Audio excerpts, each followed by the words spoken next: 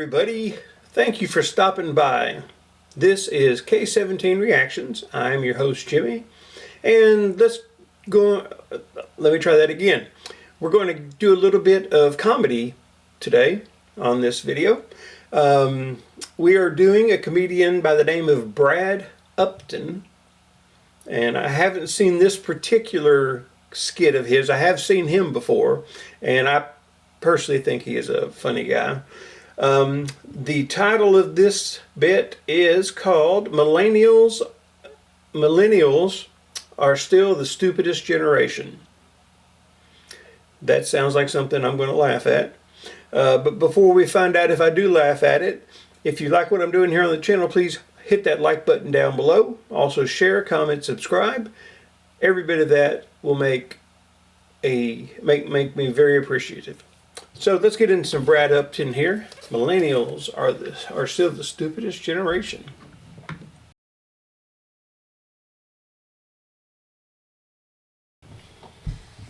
If you saw my last special, I made fun of millennials. I don't know if you remember that or not.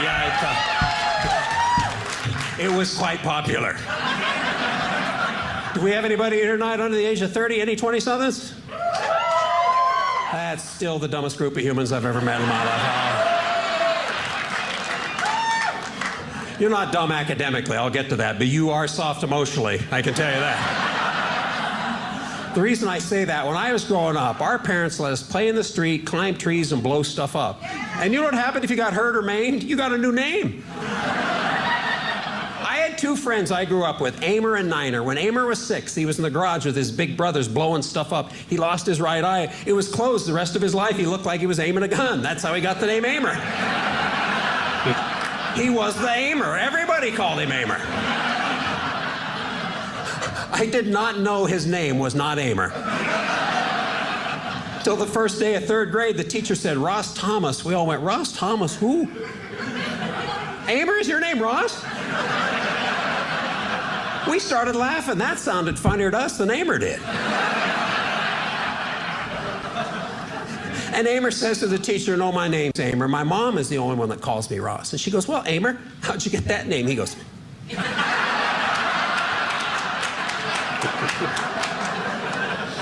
do you imagine now a kid even pretending to point a gun at a teacher? There'd be a lockdown, there'd be a helicopter above the school. My friend Niner in the 4th grade, there were 4 of us. We were all out in the woods together. We were all climbing trees. We were all up about 15 feet, and he fell. And on the way down, he was trying to grab branches, and by the time he hit the ground, he'd lost most of his ring finger. And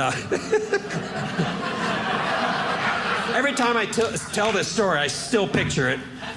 It's 55 years ago. It still makes me laugh. Because he got up, and he's dusting himself off. He's going, I'm bleeding somewhere. I'm bleeding. I'm cut, I don't know what.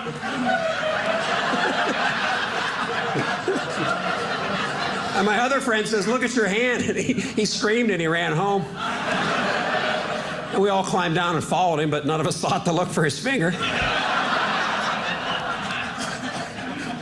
About 4 days later, he's back in class. His hand's all heavily bandaged up. We're learning about decimal points for the first time in our life. He raises his hand. He says, I have 9.2 fingers.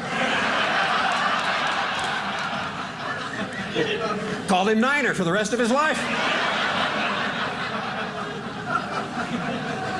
When I was a kid, everybody had a nickname. Every single kid. Nobody went by their real name, and it was given to you by your friends, usually about a body part that was not flattering. I had friends who were Paunch, Taterhead, Lips, Chin. Lips had big old Pete Davidson lips. Chin didn't have one. He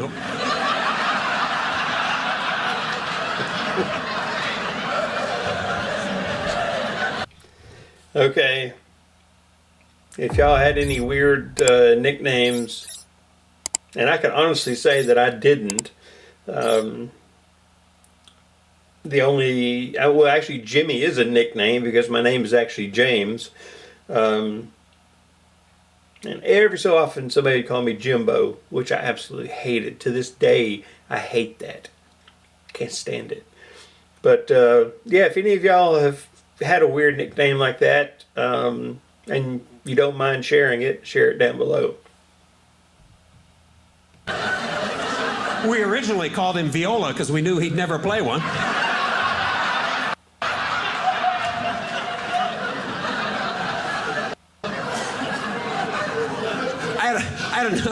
I had another friend in high school. He had a short right arm. It was fully functional, but it was a short arm on this side, right? So he had a big hand and a little hand. We called him Clock. Everybody called him Clock. The teachers called him Clock. He was Clock. Clock was awesome too. He was in my second period algebra class, and we were supposed to be in our seats every day at 9 o'clock when the bell rang, but Clock would always wait out in the hall until that bell rang, and he'd burst through the door every morning like this. It was never not funny. Every single day we waited for that moment and laughed for 10 minutes. One day we're sitting in class, the bell rings, and he doesn't come through the door. We're like, oh, well, that's weird. Where's Clock? Must be absent. Well, he was tardy. 10 minutes later, he burst through that door like... We laughed until 9:30. And Clock was the best student in class, and he was by far the best student in class. And every Friday we had to race him on problems. The teacher would put problems up on the board. We had to compete against him. We called it Beat the Clock. Nobody could beat him. He had that left hand going like this, and the eraser in his short hand. And like...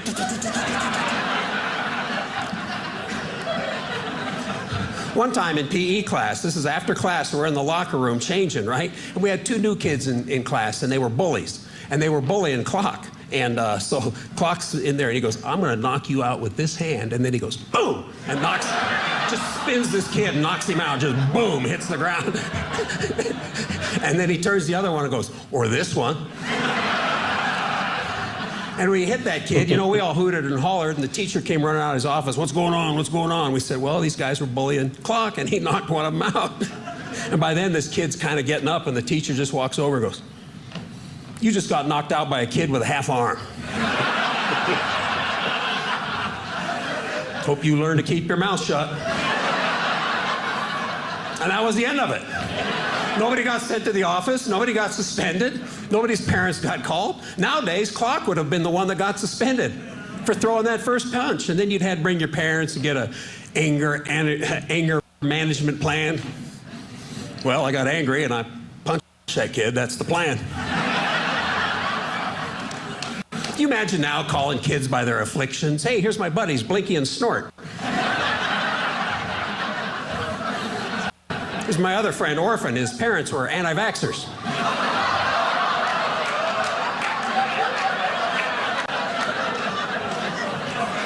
Not accurate.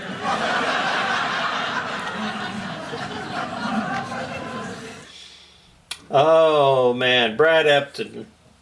If you've never heard of him, get online and check out some of his comedy. But I can guarantee what he's talking about, and anybody around my age, within probably 10 years older, 10 years younger than me, I'm 55, can attest to what he's saying there. I was in elementary school through the mid-late 70s and middle and high school in the 80s. And, that was absolutely true. That was absolutely true. But I thought he was hilarious. Hopefully y'all enjoyed him as well. And we're going to head on out. And if you have any comedians out there, anybody out there, if you have some comedians that you would like to see me react to, just send a comment and I'll try to get to it. But that's it for now. Thanks for coming by. Thanks for watching with me. Let me just encourage you that if anything is going on in your life right now that's really got you down and depressed and so forth, don't hold the stuff in. Find somebody out there. Doesn't have to be a doctor or a psychiatrist or a therapist. Could be a friend, could be a teacher, could, just whoever you got out there, and talk it out and take care of the issue. Don't hold it in. And let me just also tell you that there is a friend out there, one friend who stands closer or sticks closer than a brother always. Till next time.